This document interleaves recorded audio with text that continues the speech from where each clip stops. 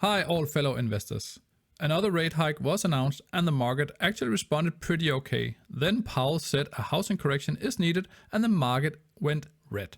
With recession looming, investors turn to staples such as Pepsi. And it makes sense because Pepsi is a very low volatility stock. And they have also recently become a dividend king, meaning they have paid and raised their dividend for 50 consecutive years.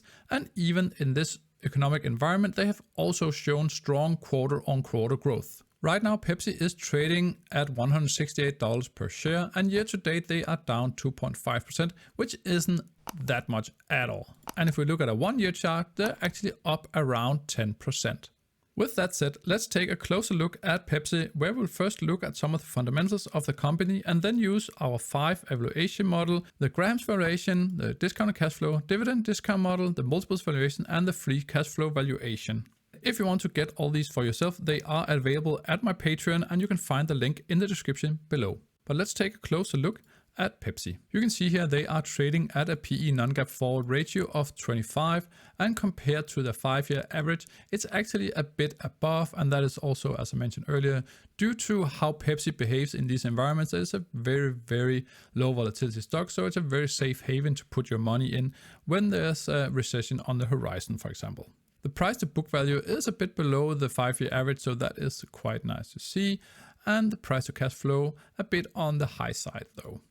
If we look at the dividend, they offer a 2.73 dividend yield. They have a payout ratio at 67%, a bit high right now. I would like to be below 60, but I think it will be okay in the long run. Anyway, they have a 5-year growth rate of 7.39, and this is a bit lagging because they have grown the dividend for 50 years. If we look at some of the numbers behind, you can see here from December 2017, the revenue has grown from 63 billion to 79 billion in December 2021. And also the last 12 months, they are on point to even match that and be higher. If we go down to the net income, they are also experts in growing that. You can see here December 2017, 4.8 billion, and December 21, 7.6. So they are growing both their revenue and their net income. Jumping into the cash flow statement, you can see the cash from operations are also increasing, around 10 billion in 17 and 11.6 in 21.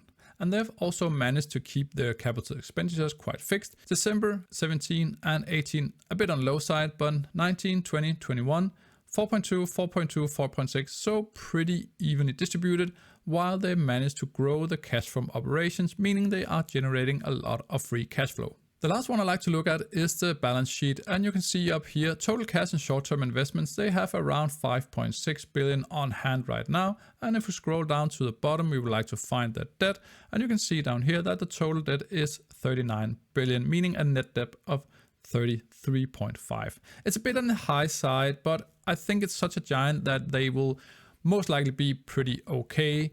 Something to look into is how this debt is structured, what is the repayment scheme they have, and what is the interest they are paying on the debt. Another important thing we can look here at the balance sheet is the total common shares outstanding, and it's decreasing 1.42 in 17 down to 1.38 in 21, so they are buying back shares quite actively.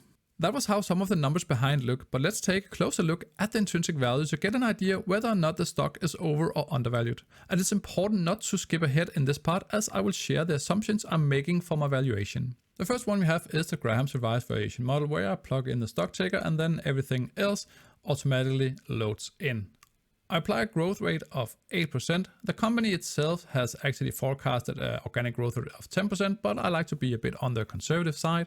I also plug in the current yield of AAA corporate bonds at just over 4, and then it gives us the intrinsic value of 107. The next one is the discounted cash flow model, where we take the free cash flow from every year prior to now, then add them up together, estimate the future free cash flow, discount that back to a present value, add it all together, add the cash they have on hand and subtract the debt, and that gives us an equity value. Divide that out on the shares outstanding, that gives us a fair value per share. I only apply a growth rate of 2% here, and that is due to the average growth being just below 3. And as you can see here down on the chart, the free cash flow growth is actually trending downwards. That gives us a fair value of $51 roughly on the discounted cash flow model. The next one is the dividend discount model, where we take the dividend payout, average out the growth rate, and apply a new one We subtract the weighted average cost of capital and then gives us an intrinsic value of around $140. The next one is the multiples valuation, where we compare Pepsi to similar companies and the average PE they present and their earnings per share. Thus, we can deduce a stock price based on that, and for that we get 161. The last one we have is the free cash flow valuation, where we have the price to free cash flow ratio, we have the average of the price to operating cash flow, and then we have the free cash flow per share. Using all this information, we can deduce an intrinsic value of $106. Before we get into the summary, if you have come so far, thank you so much for watching this video, and please like the video and subscribe to support the channel. If we jump into the summary tab, you can see here that we have our 5 models, averages up to an average intrinsic value of $113. If we compare that to the current price of $168, it actually means that the average current discount is negative 49. Meaning that even if we apply a margin of safety, or let's say 10%, it actually means that the acceptable buy price gets even lower. So if we want to buy this stock right now, we would pay a massive premium.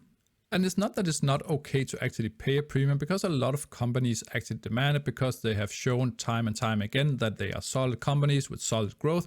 So people like to pay more due to that factor. But let me know down in the comments if this is a company you are interested in, and if not, I'd love to hear as well. So thank you so much again for watching.